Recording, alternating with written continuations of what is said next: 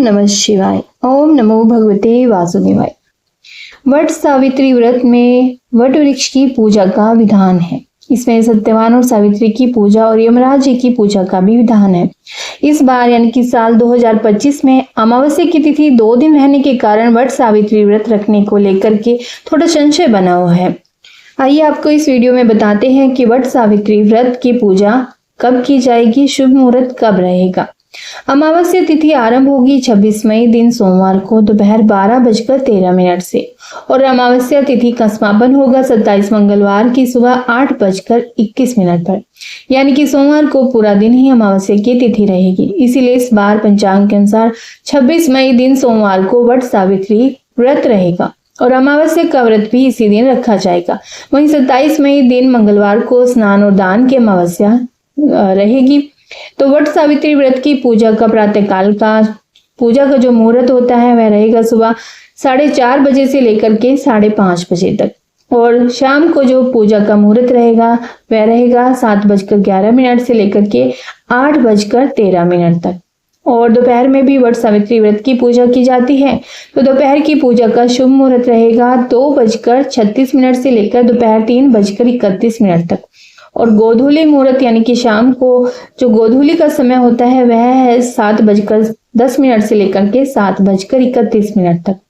और 26 मई सोमवार को इस बार भरणी नक्षत्र सुबह 8:23 से रहेगा और बाद में कृतिका नक्षत्र भी आरंभ हो जाएगा। इसके बाद और इसके अलावा भी 7:02 तक शोभन योग भी रहेगा सुबह के समय में। इन शुभ योगों के साथ इस बार वट सावित्री व्रत किया जाएगा और व्रत का पारण किया जाएगा 27 मई मंगलवार को।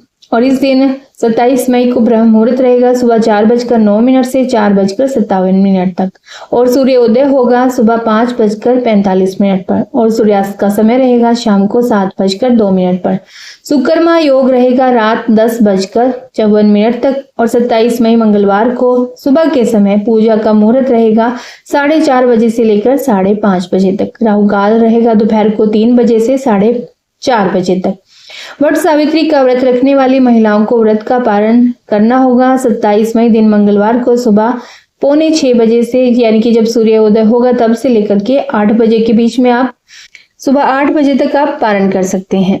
तो आगे वीडियो को जानने से पहले कि वट सावित्री व्रत कैसे करना है और क्या क्या सावधानी इसमें रखनी होती है, क्या कार्य किए जाते हैं, उससे पहले आप चैनल को सब्सक्राइब जरूर कर लीजिएगा और बेल आइकन को प्रेस कर लीजिएगा जिससे कि आपको मेरे वीडियो के नोटिफिकेशन भी मिलते रहें। तो 26 मई 2025 को वट सावित्री का व्रत किया जाएगा। उस दिन सोमवती अमावस्या भी पड़ रही होगी और वट सावित्री का व्रत भी किया जाएगा। वट सावित्री व्रत में हम वट वृक्ष की पूजा करते हैं और इस दिन सोमवती अमावस्या है तो पीपल की पूजा भी की जाती है। यदि आपको दोनों पेड़ मिल जाए तो दोनों की ही आप परिक्रमा कर लीजिएगा। वैसे आप वट सावित्री व्रत रखते हैं तो बड़ के पेड़ की आप पूजा जरूर कीजिएगा। कुछ लोग वट सावित्री के दिन मीठा भोजन करते हैं क्योंकि व्रत जो है कई प्रकार से किया जाता है। आप इसे निर्जला भी रख सकते हैं। कुछ लोग मीठा भोजन करते हैं और कुछ लोग जैसे कि बिना लहसुन प्याज वाला शुद्ध सात्विक भोजन कुछ भी जैसे कि दाल चावल सब्जी सब खा लेते हैं और कुछ लोग फलाहारी करते हैं। तो ये आपकी इच्छा पर निर्भर करता है कि आप किस विधि से इस व्रत को करना चाहते हैं। जैसे कि इसमें एक ही अनाज खाया जाता है, जैसे खीर पूरी नहीं खा सकते हैं यानी कि 2 अन्न हमें नहीं खाने चाहिए, केवल गेहूं की चीजें ही खानी है। तो आप पुआ भी खा सकते हैं, मीठे गुलगुले बनाकर खा सकते हैं, हलवा खा सकते हैं या फिर सेवइयां पूरी भी आप खा सकते हैं। सेवई पूरी खा सकते हैं, इस प्रकार की चीजें खा सकते हैं। लेकिन आप खीर पूरी चावल और गेहूं नहीं खा सकते यानी कि आपने चावल भी खाए साथ में गेहूं भी खाए। तो इस बात का ध्यान रखिएगा, एक ही अनाज खाया जाता है। तो इस विधि से भी आप लोग इस व्रत को कर सकते हैं। और कुछ लोगों का प्रश्न होता है कि गर्भवती महिलाएं हैं तो वह इस व्रत को पहली बार में उठा सकते हैं क्या? तो ऐसा भी कर सकते हैं। यदि आप करना चाहते हैं तो इस व्रत को आप पहली बार भी शुरू कर सकते हैं यानी कि उठाना चाहते हैं तो उठा लीजिए। और इस व्रत को ऐसे किया जाता है जैसे आप बाहर बड़ के पेड़ के नीचे पूजा पाठ करके आए हैं और फिर उसके बाद आपको घर पे आके पति का भी पूजन करना होता है। परंतु पति जैसे जॉब पर गए होते हैं, ऑफिस में गए होते हैं, तो आप कैसे करते हैं यानी कि पहले तो ऐसे किया जाता था कि बाहर पूजा करके आए, फिर पति पूजन करना होता है, वहां का प्रसाद लाकर उनके हाथों में देना होता है जो आप प्रसाद चढ़ाकर आई हैं, और उसके बाद आपको पूजा पाठ उनकी करनी चाहिए। और उसके बाद जो पंखा होता है, एक पंखा तो दान किया जाता है, दूसरे पंखे से हम पति को हवा झलते हैं। और तो बात आती है जिनके पति कहीं बाहर गए हैं, जैसे विदेश गए हैं, बाद में आएंगे, या फिर ऑफिस गए हैं, वे तो शाम को आकर के प्रसाद ले सकते हैं। तो आप प्रसाद में वो चीज चढ़ाइए जो जल्दी खराब नहीं होती, जैसे कि मिश्री चढ़ा दीजिए, तो उसको काफी दिनों तक आप रख भी सकते हैं। ड्राई फ्रूट्स वगैरह भी आप रख सकते हैं। और जो आप पंखा लेकर के आए हैं उसको रख दीजिए, जब आएंगे तो अब आप झल देना। इस व्रत में सुबह के समय फलाहार लिया जाता है और शाम को ही खाना खाया जाता है। और इस व्रत में होता है खोइचा भरना, यानी कि 5 सुहागिनों का आप खोइचा भर सकते हैं। कम से कम 5 तो आप भरिए जरूर। अगर आप 5 नहीं भर सकते तो 2 को आप जरूर दीजिएगा। और यदि आप उनसे भी भरवाना चाहती हैं तो आप भरवा सकते हैं। इस विधि से खोइचा भी भरा जाता है। और आप लोग एक बात और आप ध्यान रखिए कि अमावस्या के दिन रुई की बाती नहीं बनाई जाती। एक दिन पहले ही आप बना के रख लें तो अच्छा है। वैसे तो रुई के बिस्तर पर भी नहीं सोया जाता, परंतु आजकल आधुनिक समय है और बाती आप इस दिन बनाएं धागे की, सूत के धागे की। आप रक्षा सूत्र बना सकते हैं, बाती बना सकते हैं। और कुछ लोग पूछते हैं कि व्रत कब शुरू करना चाहिए। कुछ लोगों के मायके से शुरू होता है तो कुछ के ससुराल से शुरू होता है। तो आपको अपनी परंपरा के अनुसार ही इस व्रत को करना चाहिए। और वट वृक्ष की आप जितनी परिक्रमा लगा सकते हैं आप कीजिए। 11 बार, 21 बार, 51 बार या 108 बार आप नियम कर सकते हैं तो आप वैसे परिक्रमा लगा लीजिए, ये आपकी श्रद्धा है। और यदि आपको पीरियड्स आए हुए हैं तो देखिए पूजा कैसे करनी है। आप व्रत रख सकते हैं परंतु आप पूजा सीधे ऐसे नहीं कर सकते। आप पूजा किसी और से करवा सकते हैं। किसी और को अपना सामान देकर आप पूजा पाठ करवा सकते हैं।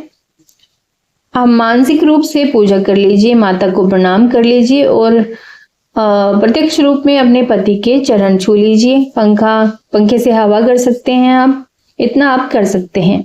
तो आइए अब पूजा का विधान जान लेते हैं। वट सावित्री के दिन सुबह ही स्नान के बाद आप साफ सुथरे वस्त्र पहने, पूरे घर की साफ सफाई करके गंगा जल से घर को पवित्र जरूर कर ले।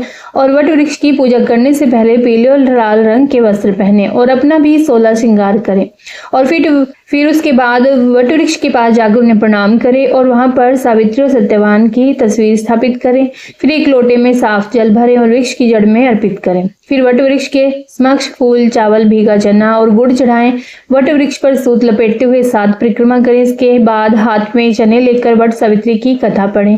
इस दिन फल और वस्त्रों का दान करें और वट वृक्ष को प्रणाम करें। बंधुओं, जो कोई भी वट वृक्ष की पूजा करते हैं उनके पति की आयु लंबी होती है।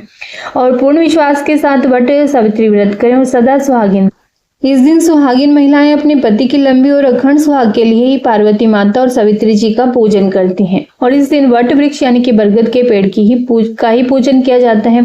अगर आपके घर के आसपास कोई बड़ का पेड़ है तो आप बड़े पेड़ का पूजन इस दिन जरूर करें। और जिस भी पेड़ का पूजन करें वो कम से कम 12 साल पुराना जरूर होना चाहिए, यानी कि प्राचीन वट वृक्ष जो होते हैं उनका ही पूजन किया जाता है। और अगर किसी कारण से बड़ का पेड़ ना मिले तो फिर आप बड़ की टहनी मंगवा कर भी पूजा कर लीजिए। बड़ की टहनी मंगवा कर वट सावित्री अमावस्या के दिन बड़ की टहनी का पूजन भी आप कर सकते हैं। टहनी को किसी लोटे या गमले में लगाकर फिर आप पूजन कर सकते हैं। अगर आप बड़ की टहनी से पूजन कर रहे हैं तो अमावस्या से एक दिन पहले आप टहनी मंगवा लीजिए, क्योंकि अमावस्या के दिन बड़ पीपल नहीं तोड़ते। एक दिन पहले ही टहनी मंगवाकर फिर आप अमावस्या का पूजन कर लीजिएगा।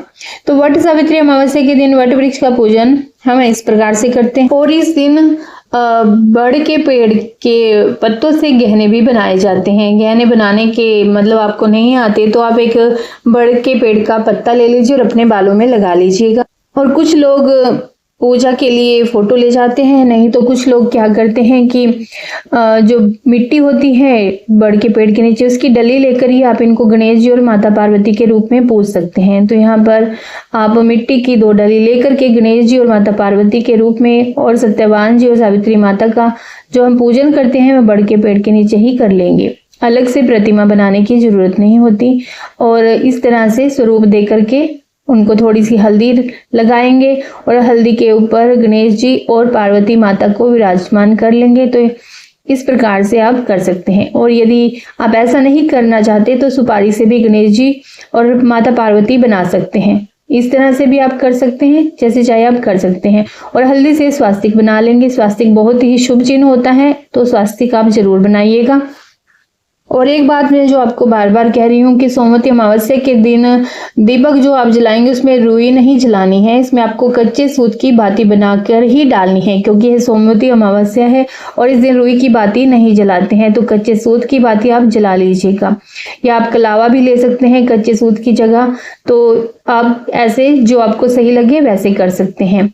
और जो दीपक है उसको भी आपने रोली का तिलक करना है, और जो लोटा आपने जल का लिया है आप उसको भी तिलक करेंगे। और कुछ लोग जैसे कि सत्यवान जी और सावित्री माता का पूजन बड़ के रूप में ही कर लेते हैं, तो बड़ का जब पूजन करेंगे तभी उनका भी ध्यान आप लोग कर लेना। और इस प्रकार से आप वहां पर फूल अर्पित करना, जनेऊ रखना। और इस दिन वट वृक्ष को जनेऊ जरूर समर्पित करना चाहिए, लेकिन अगर आपके पास जनेऊ नहीं है तो वस्त्र के रूप में आप सिर्फ कलावा भी समर्पित कर सकते हैं। तो आप गणेश जी, माता पार्वती को, वट वृक्ष को, सभी को वस्त्र समर्पित कर दीजिएगा। जनेऊ है तो जनेऊ, नहीं तो आप कलावा या मोली समर्पित कर सकते हैं। और भोग में आप कोई भी फल, जो भी ऋतु फल आपको मिल जाए वह आप समर्पित कर दीजिएगा। अगर आपने घड़ा या लोटा रखा है, मतलब कुछ लोग इस दिन घड़ा दान भी करते हैं, मतलब पीपल के पेड़ की जड़ में जल का घड़ा भरकर भी रखाते हैं। तो जैसे भी आप करेंगे आप उस पर फल जरूर रखिएगा। यदि आपने लोटा लिया है तो लोटे पर भी फल जरूर रखिएगा। और आम, खरबूजा, तरबूज, ककड़ी, जो भी ऋतु फल आपको मिले वह आप वहां पर चढ़ा दीजिएगा। और इस दिन आप माता पार्वती को सुहाग का सामान भी जरूर समर्पित करिएगा, क्योंकि माता पार्वती सुहाग देने वाली हैं। और ज्यादा ना हो सके तो 2-3 चीजें आप समर्पित कर सकते हैं। सिंदूर जरूर हो उसमें। और भोग में आटे से बनी हुई कोई भी मिठाई आप समर्पित कर सकते हैं। पूड़े बना सकते हैं और वहां पर आप चढ़ा सकते हैं। और यदि पूड़े नहीं बनाए हैं, बताशे भी आप समर्पित कर सकते हैं, क्योंकि बताशे बहुत ही शुभ माने जाते हैं। अब पूड़े, बताशे और जो भी भोग में मिठाई आपने मंगाई है या जो बनाई है वो भी आप समर्पित कर दीजिए। और कुछ चने भी वहां पर चढ़ाए जाते हैं। भीगे हुए चने भी आपने पेड़ की जड़ में चढ़ाने हैं। और जो बांस से बना हुआ पंखा होता है वह आपने दान करना है, यानी कि वहां पर समर्पित करना है, रखाना है। और एक को आपने घर वापस लेकर के आना है, यानी कि 2 पंखे लेने हैं। एक को आप वहां पर दे आएंगे, चढ़ाएंगे, और दूसरा आप घर लेकर आएंगे। थोड़ी सी आप बड़ के पेड़ की हवा करके पंखा वहां पर चढ़ा देंगे। और उसके बाद माता पार्वती के लिए जो भी साड़ी, सूट या चुनरी आपने चढ़ाई है, कोई भी वस्त्र आप चढ़ा सकते हैं जो भी आपके पास हो, साड़ी सूट हो, पहले आप वहां पर चढ़ा देंगे। और उसके बाद में वही साड़ी सूट अपनी सासू माँ जी को आप बायने के रूप में दे देते हैं। और यदि आपकी सासू माँ नहीं है तो मंदिर में पंडिताइन को, ब्राह्मणी को, जेठानी को, ननंद को भी आप यह दे सकते हैं। और जो भी आप बायने में देंगे, जो भी आपने वहां पे प्रसाद रूप में चढ़ाया है, वह भी इसके ऊपर थोड़ा सा प्रसाद रख करके दीजिएगा। और थोड़ी सी दक्षिणा भी आपको वहां पर चढ़ानी है, क्योंकि दक्षिणा ही होती है जो हमारी पूजा में रही हुई कमी को संपूर्ण करती है, यानी कि वो सारी कमियों को खत्म कर देती है। दक्षिणा ऐसी होती है। फिर आपने वहीं पर बैठ के वट सावित्री अमावस्या की कथा सुननी है या फिर पढ़नी है। कथा का बहुत ज्यादा महत्व होता है, तो कथा आप जरूर सुनिएगा। कथा सुनते हुए एक लोटा जल रख लेना है पास में, और हाथ में भीगे हुए चने और फूल हम ले लेंगे। और हाथ खाली कभी नहीं होने चाहिए कथा सुनते समय। आप वट सावित्री व्रत कथा हमारे चैनल पर भी सुन सकते हैं। और कथा सुनने के बाद जहां पर आप कथा सुन रहे हैं, फिर वो कथा सुनने के पश्चात जो आपने हाथ में फूल लिए हैं और भीगे हुए चने लिए हैं, फिर आप जड़ में समर्पित कर देंगे, तब पार्वती को समर्पित कर देंगे। और इसके बाद हमें बड़ के पेड़ की परिक्रमा करनी होती है। परिक्रमा का भी इसमें बहुत महत्व होता है। परिक्रमा आप जरूर कीजिए, जितनी भी होती है आपसे 1, 7, 21, 11, 51, जितने भी आप कर सकते हैं। इसके साथ साथ आपको कच्चा सूत भी लपेटते हुए परिक्रमा करनी है, यानी कि जब आप परिक्रमा करते हो तब आप कच्चा सूत बड़ के पेड़ पर लपेट दें। कुछ लोग तो 108 परिक्रमा भी करते हैं, क्योंकि यह बहुत ही अच्छी मानी जाती है। और कुछ लोगों के यहाँ पूरा दिन व्रत रखा जाता है और कुछ लोगों के यहाँ सिर्फ जब तक पूजा की जाती है तब तक ही व्रत किया जाता है। व्रत कैसे भी किया जाए परंतु व्रत की विधि एक जैसी ही रहती है और जब तक हम पूजा ना कर ले तब तक हमें जल भी ग्रहण नहीं करना होता। और उसके पश्चात हम लोग क्या करेंगे, जब परिक्रमा कर लेंगे तो आरती भी करेंगे गणेश जी की, शंकर भगवान की, माता पार्वती की हम प्रेम पूर्वक आरती करेंगे। और अंत में पूजा पाठ करने के बाद हमारे से जो भी कमियां रह गई हों उसके लिए हम भगवान से क्षमा याचना करेंगे और अपनी मनोकामनाओं को पूर्ण करने के लिए प्रभु से प्रार्थना करेंगे, दीर्घायु के लिए प्रार्थना करेंगे, अपने पति की दीर्घायु के लिए, और वट वृक्ष के गले लगेंगे, गले मिलेंगे और इस प्रकार से पूजा संपन्न हो जाती है। और उसके पश्चात आपने जो भी कपड़े चढ़ाए हैं, साड़ी, सूट, दुपट्टा जो भी चढ़ाया है उसको उठा लेंगे, उस पर थोड़ा प्रसाद रखेंगे, दक्षिणा रखेंगे और जिसको भी आपने दान करनी है, सासू माँ को, पंडिताइन को, ननद को, जिसको भी आपने दान करना है वह उसे दे देंगे। इस प्रकार से पूजा संपन्न हो जाती है। यदि यह वीडियो आपको थोड़ा सा भी अच्छा लगा हो, लाभदायक लगा हो, यानी कि आपको इससे कुछ ज्ञान हुआ हो, यूजफुल लगा हो, तो इस वीडियो को लाइक जरूर कीजिएगा। और हिंदू धर्म के 30 त्योहारों की जानकारी के लिए हरि का पंचांग चैनल को सब्सक्राइब भी जरूर कर लीजिएगा। फिर भी आपके मन में कोई प्रश्न रह गया हो तो कमेंट बॉक्स में आप पूछ सकते हैं। यह वट सावित्री व्रत आपके और आपके परिवार के लिए बहुत बहुत मंगलमय हो। इसी कामना के साथ हम किसी और वीडियो में मिलेंगे। जय माता पार्वती, जय श्री कृष्णा, राधे राधे, हर हर महादेव।